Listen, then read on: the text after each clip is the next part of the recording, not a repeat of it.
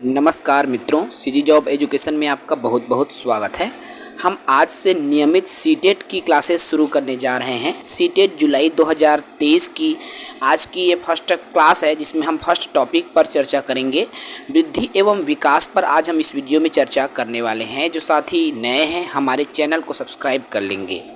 Important topics को हम लेकर चलने वाले हैं, तो चलिए सीधे वीडियो पर आते हैं। वृद्धि और विकास से क्या तात्पर्य है। मैं करूं यहाँ पर साथियों वृद्धि से, जिसे अंग्रेजी में आपका ग्रोथ कहा जाता है। GROWTH आप सभी जानते हैं वृद्धि, जिसे वृद्धि या ग्रोथ कहा जाता है। तो वृद्धि का अर्थ बालकों की शारीरिक संरचना का विकास से है। देखो, शारीरिक संरचना में यदि कोई बदलाव दिखाई देता है तो हम कहते हैं कि बच्चों में वृद्धि हो रही है। जब वृद्धि बच्चों में होता है तो वृद्धि के अंतर्गत या तो उनके लंबाई में वृद्धि दिखाई देती है, उनके भार या उनका जो वजन है वो बढ़ता हुआ दिखाई देता है, बच्चों की मोटाई में परिवर्तन दिखाई देता है, या अन्य अंगों का विकास जो है हमें परिलक्षित होता है।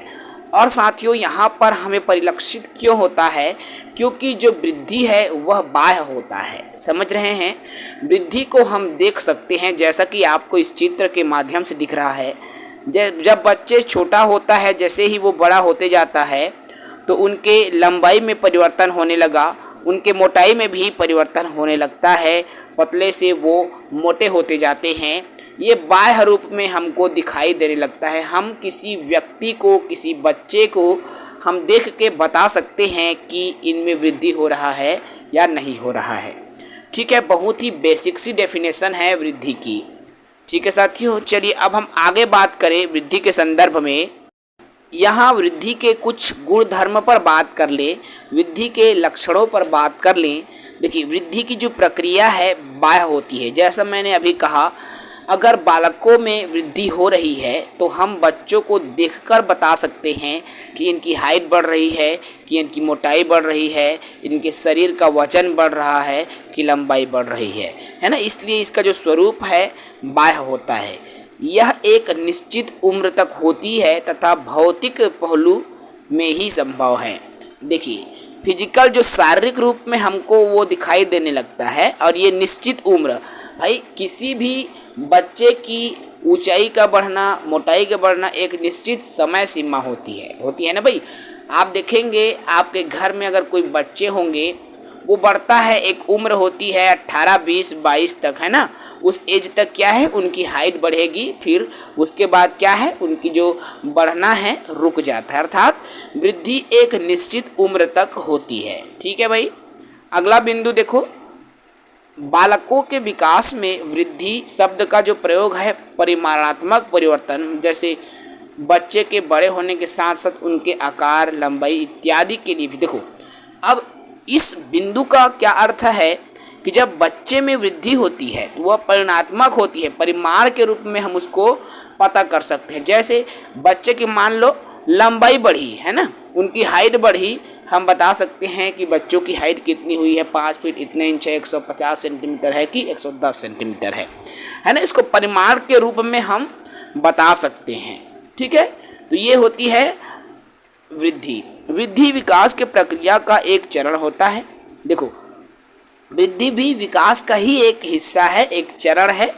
ठीक है, लेकिन इसका जो क्षेत्र है, अर्थात वृद्धि का जो क्षेत्र है वह सीमित होता है। ठीक है भाई, चलिए आगे बढ़ते हैं। वृद्धि के बाद अब हम सीधे आते हैं भाई विकास पर, कि आखिर विकास होता क्या है। बात करें हम विकास की कि आखिर ये विकास होता क्या है, तो देखिए साथियों, जन्म से लेकर जीवन पर्यंत चलने वाली प्रक्रिया है। जैसा मैंने अभी वृद्धि के बारे में कहा कि वृद्धि एक निश्चित सीमा तक होती है। बच्चे की चौड़ाई, लंबाई, मोटाई एक निश्चित सीमा तक बढ़ती है, उसके बाद बढ़ना रुक जाता है। जबकि ये जो विकास होता है साथियों, वो जीवन पर्यंत चलने वाली होती है। अगर एक 60 वर्ष का वृद्ध जो है, उनमें भी विकास होता है, वो कुछ न कुछ सीखते रहता है। ठीक है, तो विकास जीवन पर्यंत चलता है। विकास को क्रमिक परिवर्तनों की श्रृंखला भी कहा जाता है। देखो, विकास में क्या होता है क्रमिक परिवर्तन, कुछ न कुछ बदलाव जीवन में कुछ न कुछ सीखते ही रहते हैं, विकास होता ही रहते हैं, इसलिए इसको क्रमिक परिवर्तनों की श्रृंखला कहता है। और मुनरो ने विकास को अपने तरीके से परिभाषित करने का प्रयास किया है। मुनरो का कहना है कि विकास परिवर्तन श्रृंखला की वह अवस्था है जिसमें बच्चा भ्रूणावस्था से लेकर प्रौढ़ावस्था तक गुजरता है। देखो, मुनरो का कथन है कि विकास जो है कि जिस श्रृंखला है वह एज है, वह स्टेज है, वह अवस्था है जिसमें बच्चा जन्म पूर्व अवस्था, जो भ्रूण में रहते हैं ना, भ्रूण के रूप में माँ के गर्भ में, तो भ्रूण से लेकर पूरे प्रौढ़ावस्था तक जो विकास बच्चों का होता रहता है। अर्थात इसलिए इसका दूसरा भी नाम यही है कि जीवन पर्यंत जन्म से लेकर मृत्यु तक चलने वाली जो प्रक्रिया है वो विकास है। ठीक है भाई, चलिए विकास के हम रूप की बात करें तो विकास, देखो विकास से आपको आकार में भी परिवर्तन देखने को मिलता है। ठीक है, वृद्धि भी विकास का ही हिस्सा है। अनुपात में भी परिवर्तन देखने को मिलेगा, पुरानी रूपरेखा में भी बदलाव और नए गुणों की भी प्राप्ति होती है। ठीक है भाई, जैसे मान लो हम जब छोटे होते हैं ना, कोई भी बालक छोटा होता है तो वो ज़्यादा कुछ नहीं सीखा रहता, लेकिन जैसे ही उनकी उम्र बढ़ती जाती है तो उनमें नए नए गुण आते जाते हैं, नए नए कौशल बच्चा क्या करते जाता है, अर्जित करते जाता है। ठीक है, इस तरह से उनका विकास होते जाता है। सहज और सरल सी डेफिनेशन है साथियों। बात करें अब हम विकास के सिद्धांत की। देखिए, विकास के संदर्भ में हम सभी चीज़ें इसमें बताने जा रहे हैं। ठीक है, अब हम बात करें यहाँ विकास के सिद्धांत की, तो विकास के अनेक सिद्धांत हैं, एक एक करके हम पॉइंट्स को चर्चा करेंगे। तो देखो भाई, विकास का एक निश्चित प्रतिरूप होता है। अब देखो, विकास का भाई एक निश्चित प्रतिरूप कैसे होगा, 2 पॉइंट में समझो। मस्तकाधोमुखी विकास। देखो, अब मस्तकाधोमुखी विकास क्या है, जो विकास सिर से पैर की ओर होता है, अर्थात सिर पहले होता है, विकसित होता है बच्चों का, ठीक है, उसके बाद पैर की ओर जाता है, ये मस्तकाधमुखी विकास होते हैं। और निकट दूर विकास जो कि केंद्र से बाहर की ओर होता है। ठीक है भाई, चलिए अगले बिंदु पर आते हैं। देखिए भाई, बिंदु 2 क्या कहता है, विकास सामान्य से विशेष की ओर होता है। अब देखो, पहले तो जब हम छोटे बच्चे होते हैं सामान्य से काम सीखते हैं, जैसे चलना है ना, दौड़ना। उसके बाद जब हम चलना, दौड़ना, कूदना ये सभी सीख जाते हैं, ये सामान्य हमारा जो विकास है, उसके बाद हम विशेष की ओर कैसे जाते हैं। अब देखिए, हम विशेष कौशल अर्जित करते जाते हैं, साइकिल चलाना, गाड़ी मोटर चलाना, बड़ी बड़ी विशेष क्रियाएं हम सीखते हैं। इस तरह क्या है भाई, विकास में सामान्य से विशिष्ट की ओर होता है। ठीक है, अगला बिंदु विकास अवस्थाओं के अनुसार होता है। देखो भाई, आप सबसे पहले शैशवावस्था में हैं। अब शैशवावस्था में जो सीखेंगे उसके बाद की जब आप बाल्यावस्था में प्रवेश करेंगे तो कुछ और अलग सीखेंगे। ठीक है, उसके बाद जब आप बाल्यावस्था के बाद किशोरावस्था में प्रयोग करेंगे, ठीक है, प्रवेश करोगे तो कुछ और नया सीखोगे। अर्थात ये जो विकास है अवस्था के अनुसार अलग अलग होता है भाई। ठीक है ना। आप देखो, विकास तीव्र या मंद दोनों होता है ना। मान लो यहाँ मैं 2 बच्चों की बात करूँ, ठीक है भाई, तो इसका विकास क्या पता कि इस एक बच्चे का विकास कुछ जल्दी हो जाए, दूसरे बच्चे का विकास जल्दी नहीं होता। आप देखेंगे ना, 2 समान उम्र के बालक है, उनमें एक बालक पढ़ने में ज़्यादा तेज होते हैं, जबकि दूसरा जो बालक है पढ़ने में उतना अच्छा नहीं होता है ना। क्यों होता है भाई, ये विकास की ही वजह से, क्योंकि एक में धीमी है तो एक में तीव्र होता है। इस तरह से क्या है, विकास भी व्यक्तिगत भिन्नता पर निर्भर करती है भाई। प्रत्येक व्यक्ति का विकास, प्रत्येक बच्चों का विकास अलग अलग होता है।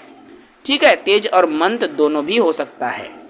विकास एक अविराम प्रक्रिया है। मैंने कहा विकास सतत विकास की प्रक्रिया है, जीवन पर्यंत चलने वाली प्रक्रिया है। और जो प्रक्रिया जीवन पर्यंत चलेगी उसमें विराम कहाँ होगा साथियों, तो विकास जीवन पर्यंत चलता है, उसमें विराम नहीं होता। ठीक है, आई होप वृद्धि और विकास को आप बेसिकली समझे हैं और ये विकास के सिद्धांत हमने देखा। अब हम बात करें यहाँ पर विकास को प्रभावित करने वाले कारक की कि कौन कौन से कारक जो है विकास को प्रभावित करता है। हम एक एक बिंदुओं के आधार पर समझने का प्रयास करेंगे। सबसे पहले आता है वंशानुक्रम। देखो भाई, आप अक्सर देखोगे कि जिस बच्चे के माता पिता यदि हाइट में छोटे हैं या फिर उनमें बौद्धिक क्षमता कम है तो उनके बच्चों में भी वो बौद्धिक क्षमताएं देखने को मिलती है। माता पिता सांवले हैं तो बच्चों में उसका जो गुण है वो आ जाता है। यही वंशानुक्रम है। ठीक है, अनुवांशिकी एक कारण है।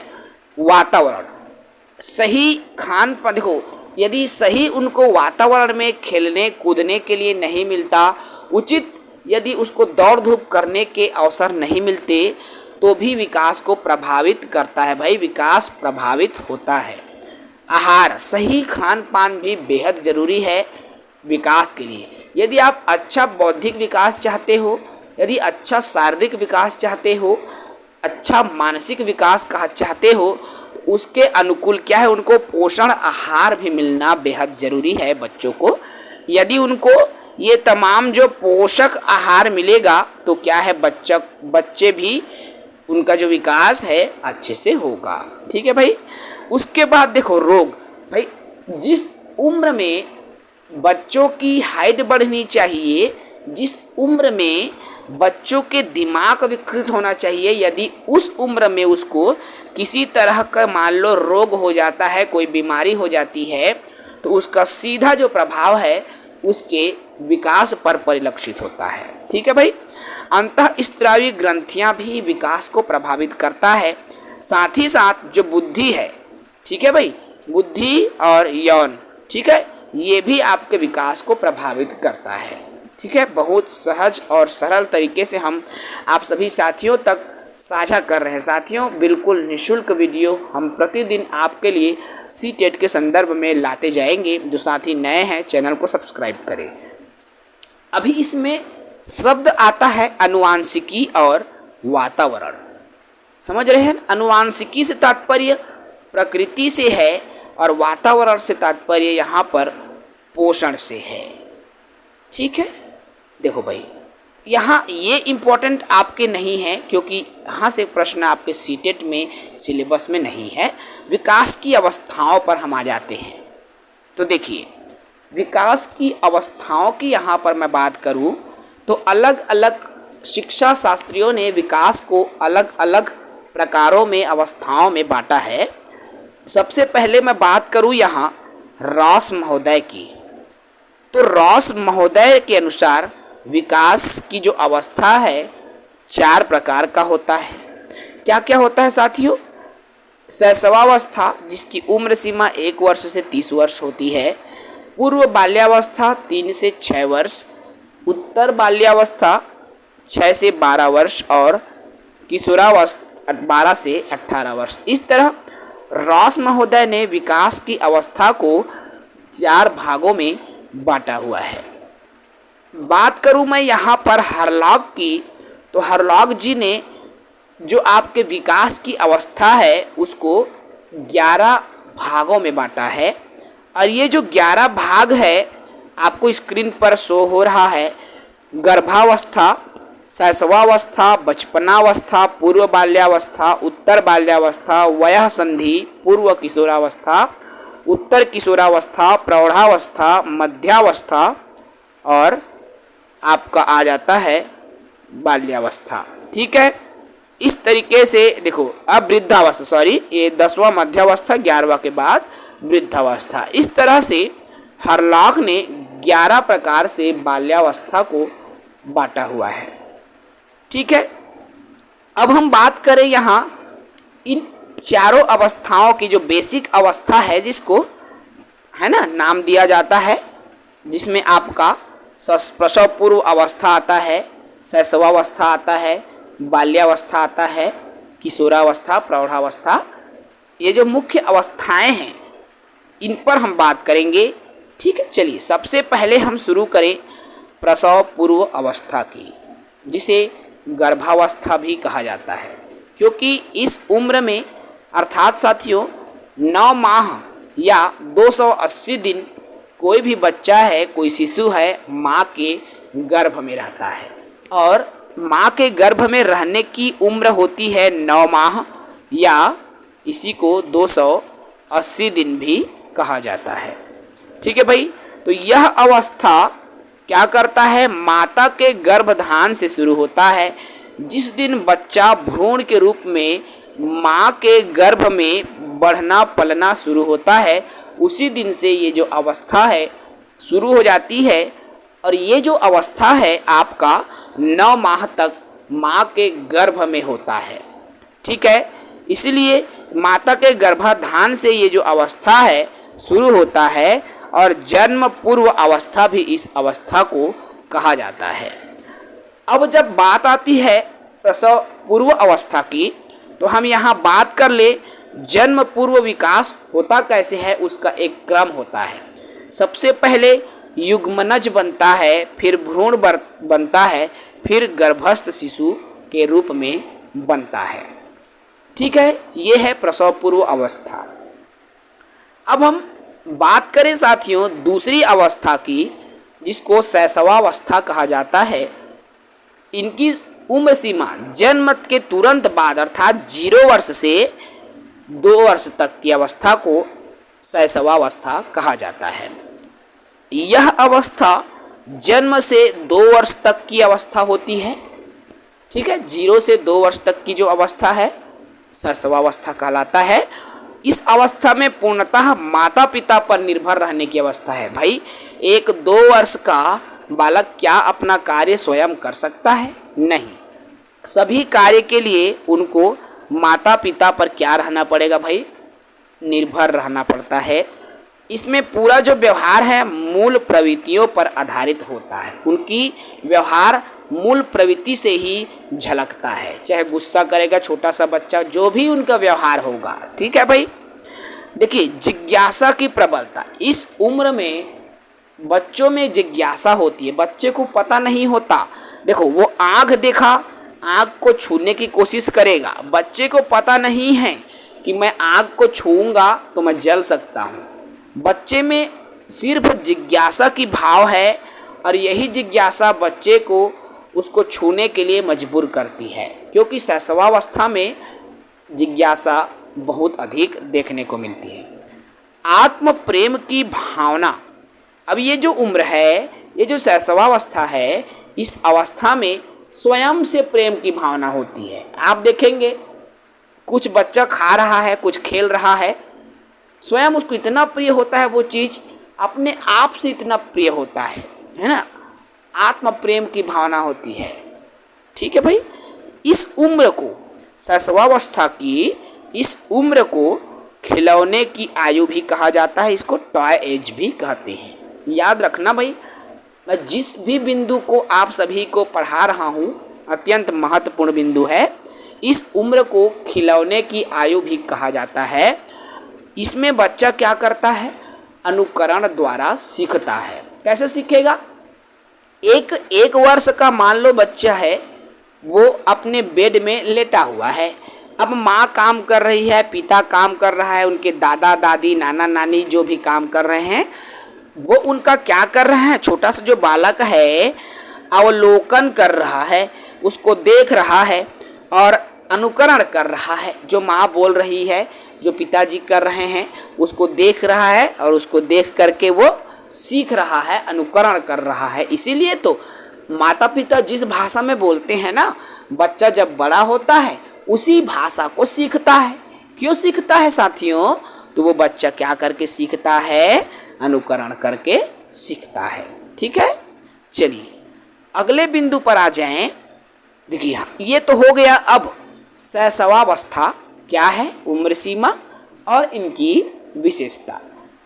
अब तीसरा जो इसमें आ जाते हैं बाल्यावस्था। बाल्यावस्था के उम्र सीमा पर भी हम बात करें तो चलिए सीधे आते हैं बाल्यावस्था पर। तो भाई शैशवावस्था में हमने देखा 2 वर्ष तक की अवस्था। अब 2 वर्ष से जो आगे की अवस्था है, अर्थात 2 से 12 वर्ष की जो अवस्था है बाल्यावस्था की श्रेणी में आता है। ठीक है भाई। अब देखो इस अवस्था में अर्थात पूरे 2 वर्ष से 12 वर्ष की यहाँ पर बात हो रही है ना साथियों, याद रखेंगे भाई। तो आरंभिक स्कूल की अवस्था होगी। कैसे? बच्चा जब 6 साल का होगा स्कूल जाना शुरू करेगा ना भाई, अर्थात ये जो बाल्यावस्था है आरंभिक स्कूल की अवस्था कहलाता है, क्योंकि इस अवस्था में स्कूल जाना शुरू करता है। गंदी अवस्था, देखो इस अवस्था में बच्चा अपने परिवार से, घर से बाहर मित्रों के साथ खेलता है, गंदे नालियों में भी खेलता है ना, जहाँ गंदगी जमा है, धूल में खेलता है, मतलब ये गंदगी में ज़्यादा खेलते हैं इस अवस्था में। भाई देखना जो 4-5 साल के जो बच्चे होते हैं ना, वो पूरा उसका हाथ पैर धूल से सना हुआ रहता है, मुंह कान पूरा धूल से सना हुआ रहता है, ये गंदी अवस्था इसलिए है। ठीक है भाई। स्फूर्ति की अवस्था, देखो इस अवस्था के जो बच्चे हैं अक्सर देखना जब वो गिरते हैं फिर से उठे और फिर से चलना शुरू कर देते हैं। मतलब उन बच्चों में, इस स्टेज के जो बच्चे हैं उनमें स्फूर्ति बहुत ज़्यादा रहती है। ठीक है भाई। खेलों की अवस्था, इस अवस्था को खेलों की अवस्था कहते हैं। बच्चे अपने गली मोहल्ले में, आसपास में हो या विद्यालय में हो, बहुत ज़्यादा खेलते कूदते रहते हैं, है ना। इस अवस्था को संग्रहण की प्रवृत्ति भी इस अवस्था में विकसित होने लगती है। ठीक है भाई। उसके बाद में आता है टोली, समूह या गैंग। देखो इस उम्र में ना, अब ये विद्यालय की अवस्था है, मान लो वो कक्षा पहली में पढ़ रहा है तो वो अपने समूह में रहेगा ना, जो पहली में जो बच्चे पढ़ रहे हैं उसके साथ वो खेलेगा कूदेगा, अर्थात ये जो है टोली, समूह में या गैंग में रहने की अवस्था हो गई। और इसी अवस्था को जीवन का सबसे अनोखा काल कहा गया है, बाल्यकाल को। याद रखेंगे साथियों, जीवन का अनोखा काल बाल्यकाल को कहा गया है। और बाल्यकाल को इसलिए जीवन का अनोखा काल कहा गया है क्योंकि इस उम्र में न किसी की चिंता, न किसी का फिक्र, बस हम स्वयं में मगन रहते हैं, खेल में मगन रहते हैं, मित्र के साथ मगन रहते हैं, किसी चीज़ की चिंता नहीं होती, न बड़ी कक्षाओं में बड़े बड़े पुस्तकों को पढ़ने की चिंता, न अपने भविष्य को लेकर चिंता, न विषय को लेकर चिंता। हम केवल और केवल अपने मित्रों के साथ फुल एंजॉय करते हैं, मज़े के साथ खेलते हैं। इसलिए जीवन का अनोखा काल बाल्यकाल को कहा जाता है। ठीक है साथियों, अगला हम आ जाएं, बाल्यकाल की जब बात आती है, ये जो बाल्यकाल है 2 प्रकार का होता है। क्या क्या होता है आपको स्क्रीन पर शो हो रहा है। एक तो होता है प्रारंभिक या पूर्व बाल्यकाल या बाल्यावस्था, दूसरा है उत्तर या परवर्ती बाल्यावस्था। सबसे पहले हम बात करें कि पूर्व बाल्यावस्था क्या होता है। देखो 2 वर्ष से बाल्यावस्था की उम्र होती है 12 तक। अब 2 से शुरुआत के जो 6 साल है ना साथियों, ठीक है भाई, 2 से 6 वर्ष की जो उम्र है उसको पूर्व बाल्यावस्था कहा जाता है। इस अवस्था में अर्थात 0 से जब बच्चा 6 साल का 2 साल से जब 6 साल का बच्चा होता है तो चलना भी सीखता है, बोलना भी सीखता है। आप जानते होंगे एक 4 वर्ष का बालक भाषाई दृष्टि से पूर्ण वयस्क हो जाता है, वो अच्छे से भाषा सीख जाता है। ठीक है, तो चलना, दौड़ना, बोलना इन्हीं अवस्थाओं में सीखता है, अर्थात पूर्व बाल्यावस्था में सीखता है। मल मूत्र का त्याग करना, मतलब कहाँ हमको मल मूत्र का त्याग करना है ना, अपने शरीर की सफाई से संबंधित चीज़ें भी इस उम्र में बच्चा सीखता है। सही और गलत का विभेद करना भी सीखता है। भाई ये जो 6 वर्ष तक की उम्र है ना, देखिए हर चीज़ों में उनको नहीं पता रहता कि क्या नैतिक है क्या अनैतिक, लेकिन कुछ प्रमुख चीज़ें जिसके बारे में बच्चा इस उम्र में सीख जाता है। ठीक है भाई, ये होता है पूर्व बाल्यावस्था। अब हम बात करें इसी में दूसरा उत्तर बाल्यावस्था की, जिसको परवर्ती भी कहा जाता है। अब देखो 0 से 6 तो पूर्व हो गया। अब शेष जो 6 वर्ष से 12 वर्ष की जो उम्र होती है, इसको उत्तर बाल्यावस्था कहा जाता है। और इस अवस्था में बच्चा खेलों के माध्यम से शारीरिक विकास सीखता है। अब देखो इस उम्र में बच्चा बहुत ज़्यादा खेल कूद में इंटरेस्टेड रहता है, खेल कूद में रुचि रखता है, और इस उम्र में बच्चों की हाइट भी बढ़ती है। भाई जितना अच्छा खेलेगा कूदेगा तो खेल कूद क्या है, व्यायाम है, और व्यायाम से हाइट भी बढ़ती है बच्चों की, है ना भाई। तो खेलों से शारीरिक विकास भी सीखता है। हम उम्र साथी के साथ मिलना जुलना सीखता है। देखो भाई इस उम्र में मान लो कि बच्चे की जो उम्र है वो 8 वर्ष है। अब बच्चा अपने 8 वर्ष के बच्चों के साथ खेलता है जिस कक्षा में वो पढ़ रहा है, और यही से वो जानना शुरू करता है, पुरुषोचित स्त्रियोचित भूमिकाएं सीखता है। जैसे इस उम्र में बच्चे वो जानने लगते हैं कि मैं क्या हूँ, एक लड़की हूँ और मुझे ऐसे वस्त्र पहनना है ना भाई, मैं लड़का हूँ मुझे ये वस्त्र पहनना है। यही तो स्त्रियोचित और पुरुषोचित भूमिका है। मतलब आपकी जो भूमिका, आपकी जो वेशभूषा है, उससे हमें पता चल सके कि आप स्त्री हो या पुरुष हो। ठीक है भाई, तो वही एक भूमिका होती है। इसी उम्र में 6 वर्ष की उम्र में विद्यालय में बच्चा पढ़ने जाता है, अर्थात पढ़ना लिखना गणना करना सीखता है। नैतिक मूल्य और विवेक का भी ज्ञान इस उम्र में होने लगता है। अब बच्चा इस उम्र में सही और गलत का भी विभेद करना सीखने लगता है। क्या नैतिक है, क्या नैतिक है, क्या चोरी करना गलत है या सही है, बच्चा अब जानने लगता है। कब? उत्तर बाल्यावस्था में। ठीक है भाई। सामाजिक समूह का विकास। अब इस उम्र में सामाजिक गुण भी बच्चों में, भाई जब बच्चा अपने मित्रों के साथ में रहेगा और सीखेगा तो उनमें सामाजिक गुण विकसित होगा ना, होगा साथियों, है ना भाई। तो इस अवस्था में सामाजिक समूह का भी विकास होगा। द्रव्यमान संख्या व क्षेत्र का भी विकास इस अवस्था में होता है। अर्थात इस उम्र के जो बालक है उसको वजन की अच्छे से जानकारी हो जाती है, संख्याओं के बारे में बच्चा जान जाता है, और उनको क्षेत्र विशेष की भी जानकारी हो जाती है। इस तरह से द्रव्यमान संख्या और क्षेत्र का भी ज्ञान बच्चों में हो जाता है। ठीक है भाई। तो ये तो रहा बाल्यावस्था के 2 प्रकार। अब हम आ जाते हैं किशोरावस्था में, जो कि बहुत ही महत्वपूर्ण है और आपके सीटेट की परीक्षा में किशोरावस्था से जुड़ा हुआ सवाल पूछा ही जाता है। अभी सीटेट जुलाई में ये यहाँ से प्रश्न तो बिल्कुल बनेंगे भाई, हम इम्पोर्टेंट बिंदुओं पर ही चर्चा कर रहे हैं। तो चलिए सीधे वीडियो पर आ जाते हैं। किशोर अवस्था 13 वर्ष से 18 वर्ष की अवस्था किशोरावस्था से शुरू होती है भाई। 13 वर्ष, ठीक है, 13 वर्ष से 18 वर्ष की जो अवस्था है किशोरावस्था की श्रेणी में आता है। और इस किशोरावस्था को अनेक शिक्षा शास्त्रियों ने परिभाषित भी किया है। इन्हीं परिभाषा को आप याद रखना भाई। देखो, जीवन का कठिन काल माना है किल पैट्रिक ने, नया जन्म का काल कहा स्टेनले हॉल ने, दबाव, तूफान, संघर्ष और तनाव का काल कहा है स्टेनले हॉल ने, किशोरावस्था अपराध प्रवृत्ति का एक नाजुक समय है वेलेंटाइन ने कहा है, किशोरावस्था शैशवावस्था का पुनरावर्तन है इसको जॉन्स ने कहा है।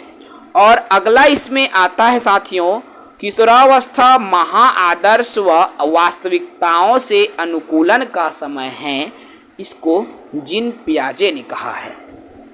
ठीक है भाई। तो ये परिभाषा है जो कि किशोरावस्था के संदर्भ में है, और इनकी जो उम्र होती है साथियों 13 वर्ष से शुरू होती है भाई किशोरावस्था। तो देखो इस उम्र में विषय लिंगी आकर्षण होता है। विषम लिंगी मतलब आप लड़का हो, किसी भी लड़की को देखते हैं तो उनमें आकर्षण का गुण आ जाता है, ये स्वाभाविक है। इस उम्र में स्वाभाविक है, कोई लड़की है लड़का को देखती है तो वो क्या है, आकर्षित होने लगती है। वीर पूजा की भावना भी इसमें होती है, अर्थात जोश जुनून उत्साह से भरे हुए ये उम्र होती है किशोरावस्था की उम्र। अमूर्त चिंतन की अवस्था भी किशोरावस्था को कहा जाता है साथियों। ठीक है भाई, ठीक है। चलिए अब हम बात करते हैं वृद्धि और विकास के बीच अंतर को। शॉर्ट में जो हमने वृद्धि और विकास को पढ़ा, अब उनको हम दोनों पक्षों में रख कर जानेंगे कि क्या होता है वास्तव में दोनों के बीच अंतर। एक तरफ मैंने रखा वृद्धि, जिसे अभिवृद्धि या ग्रोथ भी कहा जाता है, दूसरे तरफ मैंने विकास को रखा है। चलिए बात करें हम वृद्धि को, कि जब हमारे शरीर की संरचना या आकार बढ़ना शुरू होता है तो उसे वृद्धि कहते हैं। मैंने कहा वृद्धि को हम देख पाते हैं जब शरीर बढ़ रहा है, मोटाई बढ़ रही है, ऊंचाई बढ़ रही है, हम जान जाते हैं कि वृद्धि का क्या है भाई, वो बढ़ रही है। ठीक है, हमको एहसास हो जाता है।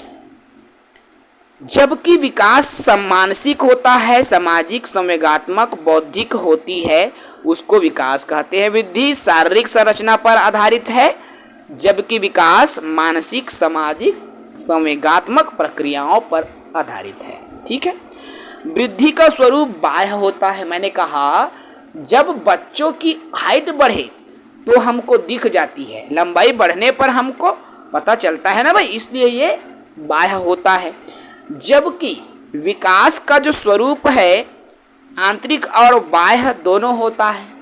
जैसे उनका दिमाग बढ़ रहा है मान लो, तो भाई ये आंतरिक है, इसको हम नहीं जान पाएंगे। जानेंगे कैसे? जब उनसे बात करेंगे, उनसे हम उनके विकास को जानने के लिए, बौद्धिक विकास को जानने के तरीके अपनाएंगे, तब हमको पता चलता है ना। कुछ बाह्य होता है, जैसे भाषा, बच्चा भाषा सीख रहा है, उन्हें विकास हो रहा है, भाषाई कौशल।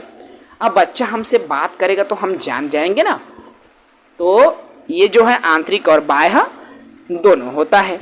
ठीक है भाई, चलिए अगले बिंदु पर आ जाएं। वृद्धि और विकास की बात कर रहे हैं, तो वृद्धि कुछ समय बाद रुक जाती है। मैंने कहा कि वृद्धि की एक निश्चित सीमा होती है, एक निश्चित अवधि होता है, उसके बाद वृद्धि रुक जाती है। जबकि विकास जीवन पर्यंत चलने वाली प्रक्रिया है। एक 5 वर्ष के छोटे से बालक से वो 85 वर्ष के उम्र में भी कुछ न कुछ सीखता रहता है। ठीक है भाई, चलिए अगले में आ जाइए। वृद्धि का कोई निश्चित क्रम नहीं होता। देखो सही है भाई, क्या जरूरी है कि बच्चे की सिर्फ हाइट बढ़े? नो, कभी कभी बच्चे की मोटाई होने लगती है। छोटा सा बालक तोंदू हो जाता है, एकदम तोंद वाला मोटा मोटा हो जाता है, लेकिन उनकी हाइट छोटे बौने जैसे दिखता है। कभी वो एकदम बांस जैसे लंबा हो जाता है, खजूर के वृक्ष जैसे लंबा हो जाता है, लेकिन उसकी जो मोटाई है एकदम पतला रहता है ना भाई। तो इसका निश्चित क्रम नहीं होता। जबकि विकास का एक निश्चित क्रम होता है, मानसिक होगा, सामाजिक होगा, जितना चाहे उतना विकास होता है, लेकिन एक क्रम में होता है। अब वृद्धि क्या है? दिशाहीन होता है, इसकी कोई दिशा नहीं है साथियों। दिशा से तात्पर्य या तो उनका शरीर की मोटाई बढ़ गया या उनकी ऊंचाई बढ़ गया, लेकिन क्या उनका मोटाई बढ़ता है या ऊंचाई बढ़ेगा, ऐसा हम नहीं कह सकते। जबकि विकास की एक निश्चित दिशा होती है। ठीक है भाई, अगला आ जाओ। वृद्धि का हम मापन कर सकते हैं।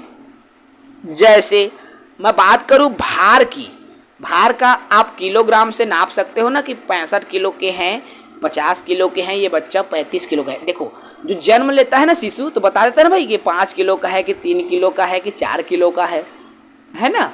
तुरंत मापते हैं उसको तौलते हैं उस बालक को जब वो जन्म लेता है। लंबाई को भी माप सकते हैं, जबकि विकास को हम सीधा मापन नहीं कर सकते। यदि इनको मापना है तो मानसिक विकास का हम मापन कर सकते हैं प्रश्न पूछकर या किसी भी प्रक्रिया द्वारा, लेकिन सीधा आप इसको नहीं माप सकते विकास को। ठीक है भाई। वृद्धि परिमाणात्मक, देखो अब वृद्धि परिमाण के रूप में हमको प्राप्त हो जाती है। मान लो बच्चे का हमने उसको तौला है ना, तो हम बता सकते हैं कि वो बच्चा 35 किलो का है या 20 किलो का है ना, उसके परिमाण के रूप में हम बता सकते हैं ना भाई। जबकि विकास परिमाणात्मक भी होगा और विकासात्मक दोनों होता है, परिणामात्मक और गुणात्मक। ठीक है भाई। अब वृद्धि होने पर विकास हो भी सकता है और नहीं। अब देखो बच्चे की मोटाई बढ़ रहा है तो जरूरी नहीं है कि उनका दिमाग भी बढ़े, उनका बौद्धिक भी विकास हो। उनकी हाइट बढ़ रही है तो ये जरूरी नहीं है भी कि वो होशियार भी हो, है ना। लेकिन विकास वृद्धि के बिना भी संभव है। देखो अगर, लेकिन विकास क्या होता है, एक छोटे से हाइट का जो बौना जो बोलते हैं ना, छोटे से हाइट के बालक बालिका भी बुद्धि में होशियार हो सकते हैं। इसका प्रत्यक्ष उदाहरण आपने देखा होगा। अभी एक कलेक्टर मैडम है, IAS ऑफिसर है भाई, जो कि छोटी हाइट की है और वो IAS ऑफिसर बन गई है।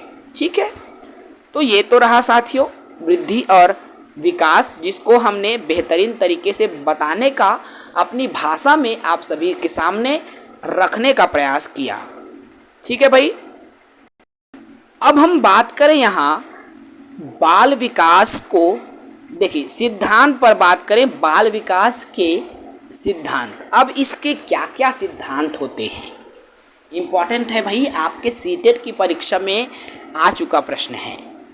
देखो भाई सिद्धांत पर हम आते हैं सामाजिक प्रतिमान का सिद्धांत। तो देखो इसके अनुसार प्रत्येक जाति अपनी जाति के अनुरूप विकास के प्रतिमान का अनुसरण करती है ना, समान प्रतिमान। देखो मान लो भाई आपकी जो जाति है यादव है और आप जन्म लोगे तो आपके नाम में भी यादव ही जुड़ेगा, है ना भाई। क्यों जुड़ेगा? क्योंकि आपने जिस जाति में जन्म लिया है आपका विकास भी उसी जाति के अनुरूप होगा।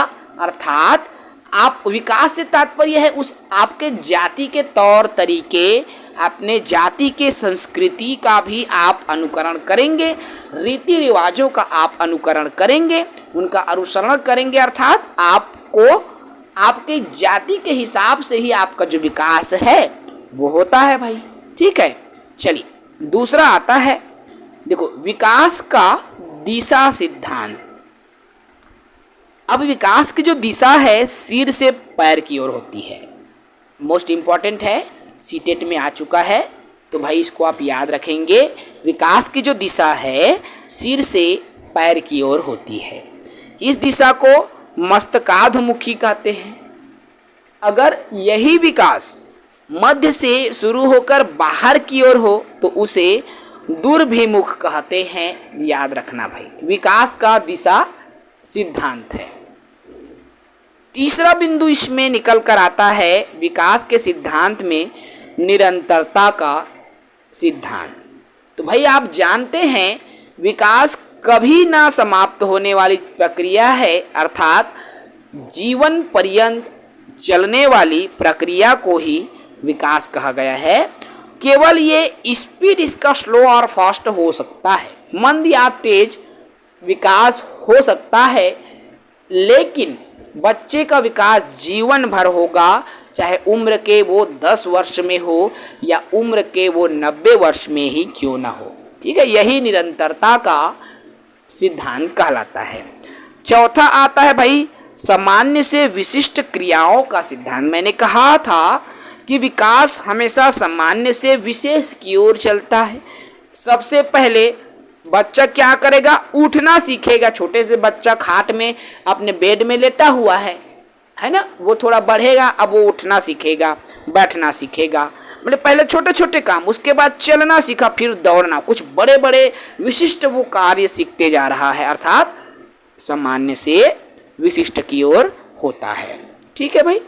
उसके बाद देखो पांचवा, पूर्वानुमान का सिद्धांत। तो विकास पूर्वानुमान पर आधारित है, क्योंकि हम पहले ही अनुमान लगा सकते हैं कि विकास किस दिशा में ज्यादा होगा। जैसे एक छोटे से बालक है ना भाई, जैसे 5-7 साल के मान लो, अब उनकी विकास क्या, वो उनका विकास कौन से क्षेत्र में, क्या उनका शारीरिक विकास ज्यादा हो रहा है या उनका बौद्धिक विकास हो रहा है, या क्या वो कुछ अन्य कौशल को सीख रहे हैं। तो ये क्या है, पूर्वानुमान भी किया जा सकता है। ये भी क्या है, पूर्वानुमान का जो सिद्धांत है विकास के सिद्धांत में से एक है। ठीक है। अगला आता है हमारा एकीकरण का सिद्धांत। तो भाई जब किसी काम को करने के लिए अपने हाथों पैरों को एक साथ मिलाकर जब काम करें, वही हमारा एकीकरण कहलाता है। अब जब बड़े हो गए हम, अपने हाथों पैरों उंगलियों आँख सभी का एक साथ उपयोग, जैसे साइकिल चला रहे हो भाई आप, देखो मैं एग्जाम्पल दे रहा हूँ, आप साइकिल चला रहे हो, इससे आप अपने हाथ का तो उपयोग कर रहे हो, अपने पैर का भी आप उपयोग कर रहे हो, सामने देखने के लिए अपने आँखों का उपयोग कर रहे हो, कोई सामने आ जाए एक्सीडेंट ना हो जाए इसके लिए आप अपने दिमाग का भी उपयोग कर रहे हो, है ना भाई। कोई आया अचानक, आपको डिसाइड करना है, निर्णय लेना है कि ब्रेक दाबना है कि सीधा जाकर उसी के ऊपर चढ़ा देना है, क्या एक्सीडेंट नहीं करना होता है ना। तो ये विवेक किससे आ रही है भाई, आपके दिमाग के विकास से ही तो आ रही है। तो एकीकरण का सिद्धांत होता है। ठीक है भाई, समझ में आ रहा है। चलिए अगला आता है व्यक्तिगत भिन्नता। देखो बच्चों के विकास व्यक्तिगत भिन्नता के अनुसार चलता है। प्रत्येक बच्चा, मान लो हम कक्षा में 10 बच्चे यदि हमारे पास हैं, प्रत्येक बच्चा कुछ न कुछ अलग ही होता है। कभी भी 2 बच्चे समान हो ही नहीं सकता, हर बच्चे में विकास भी अलग होगा। मान लो 10 बच्चा है, कोई जल्दी किसी भी चीज़ को ग्रहण कर लेता है, किसी में मंदता होती है भाई, कोई जल्दी सीख जाता है, कोई धीमी गति से सीखता है। मोटिवेट होते हैं भाई, कोई अंदर से मोटिवेट हो जाता है, किसको बाहर से किसी को मोटिवेशन चाहिए होता है ना। किसी में रुचि कुछ और होती है भाई, किसी में सिंगिंग की रुचि होती है, किसी बच्चे में डांस करने की इच्छा होती है, तो कोई बच्चा खेलने में ज़्यादा इंटरेस्टेड है, तो कोई बच्चा पढ़ने में ज़्यादा इंटरेस्टेड है। लेकिन हर बच्चे में कुछ न कुछ भिन्नता पाई जाती है और यही भिन्नता व्यक्तिगत भिन्नता कहा जाता है, और ये भी बाल विकास के सिद्धांत में से एक है साथियों। चलिए उसके बाद में आता है आपका वर्तुलाकार बनाम रेखी प्रगति का सिद्धांत। तो विकास जो है कभी भी रेखीय नहीं होता, बार बार ये प्रश्न आया है, याद रखना भाई। विकास कभी भी रेखीय नहीं होता, अर्थात विकास कभी भी सीधी रेखा में नहीं चलता। वो तेज भी होता है, धीमी होता है, कभी शरीर बढ़ सकता है, कभी बुद्धि बढ़ सकता है, तो कभी मोटाई भी बढ़ सकता है, लेकिन कभी भी वो एक ही दिशा में एक ही रेखा में नहीं चलता। इम्पोर्टेंट है, याद रखना। अब आते हैं अगला वे सिद्धांत, अंतर संबंधित विकास का सिद्धांत। तो शारीरिक बौद्धिक संवेगात्मक विकास सामाजिक अन्य सभी जो विकास है एक दूसरे से किसी न किसी रूप से जुड़े रहते हैं। जैसे शारीरिक विकास की मैं बात करूं, ये बौद्धिक विकास से जुड़ा रहता है ना। संवेगात्मक विकास से सामाजिक, सभी एक न एक किसी न किसी रूप में जुड़ा ही रहता है। ठीक है भाई, ये अंतर संबंधित विकास का सिद्धांत कहलाता है। तो ये तो रहा साथियों बाल विकास के सिद्धांत जो कि आपके इम्पोर्टेंट है। ठीक है भाई, आज के वीडियो में हम यहीं तक रखेंगे। हमने आज इस वीडियो में वृद्धि और विकास को, ठीक है, वृद्धि व विकास को बेहतर तरीके से समझने का प्रयास किया है। साथियों, हम जितने भी तरीके से आपको समझाया है, हमने कोशिश किया है कि सरल तरीके से हम आप सभी तक साझा कर सकें। इस वीडियो में इतना ही। प्रतिदिन आपको क्लासेस मिलती रहेंगी। शाम 7 बजे की क्लासेस आपको रोज़ मिलेगी साथियों, बाल विकास की क्लासेस। तो सभी साथी हमारे चैनल से जुड़ेंगे। जो नए साथी होंगे वो चैनल को सब्सक्राइब कर लेंगे। चलिए, इस वीडियो में इतना ही। विमल सर को इजाज़त दीजिए। जय हिंद, वंदे मातरम।